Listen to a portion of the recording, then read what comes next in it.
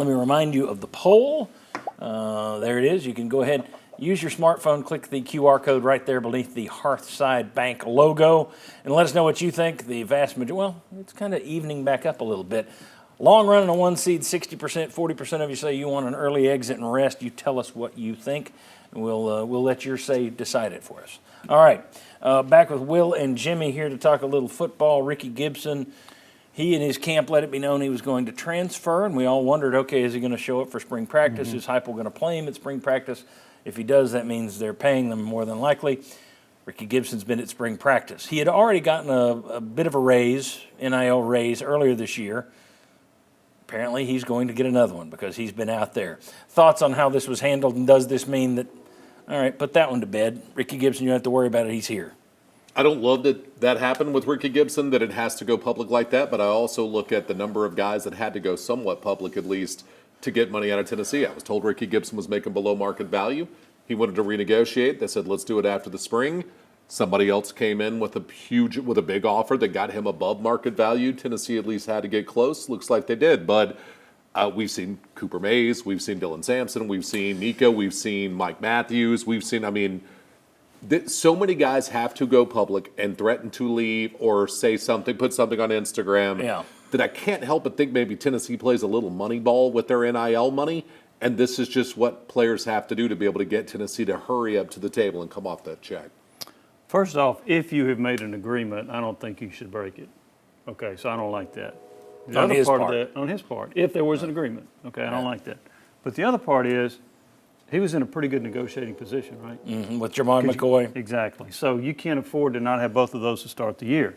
I think Gibson's a really good cornerback. I think Gibson and McCoy would rank among the better quarterback tandems in the SEC if they play together. So you absolutely need him. I think that his camp, or he, saw that was a very good negotiating position that they were in. And so now I don't know how much money they're getting. I don't know that we'll ever know exactly how much. But I think it was very important for Tennessee to keep Rickey Gibson. Is it weird is it just because we're here? I don't see this happening anywhere else. I don't see a bunch of Auburn kids or Florida State kids or Ohio State or Penn State kids that you see on On3 or on social media or on 247 Sports that they're reporting this guy who's a starter is going into the transfer portal and then they don't. It seems pretty specific to Tennessee, and I also look at Tennessee. They don't have a GM. They don't have a sporting director. And is that one of the causes of this problem is you don't have someone handling these deals behind the scenes? I should drag Ryan in here. We've talked. You should watch the Sports Source Digital Network. Ryan and I had this conversation not too long ago about the people behind the scenes making these decisions. But I will just say this: if you've got all the money in the world and you've got an open checkbook, which I'm repeatedly told Tennessee has, and nobody's got more money, blah blah blah, why are you having to do this? If that's the case, I still don't know that that's the case, but everybody tells me, oh, they got money, like they're oozing money. Okay. So it's either they don't have that money or they're they just playing don't like money to ball. spend it. Yeah. Well, they spent, I was told by two really good sources, about $15 million on their football roster last year. Now, do they have a lot more to spend? I don't know. But there were $5 million basically. It's been reported they're $5 million below Ohio State. Yeah. Yeah. Which doesn't sound like you've got all the money in the world It and does you're not. oozing No. cash. And but that's what they say. All right. And I always listen to they when they say it. All right. All eyes are going to be on Nico Iamaleava. I've got to be quick with this one. Pro Football Focus a few weeks ago ranked him as the number 9 returning quarterback in college football. Now, he was 5th in the SEC. He's behind Diego Pavia at number 8, DJ Lagway at Florida, Arch Manning, Texas, Garrett Nussmeier at LSU. I think they had number 5. But Nico, the 9th best returning quarterback in college football. Either way, I think the roster is going to be a little worse this year. So I think he's going to have to lift all boats more than he did last year. Does he look like, a number 9 quarterback in the country could do that. Does he look that good to you at this point? I didn't think he played that well last year. Now, and I don't think he's going to have a great supporting cast this year. Exactly. So at the end of the year, are we going to be saying he's a number 9 quarterback in the country? I'm going to say probably not.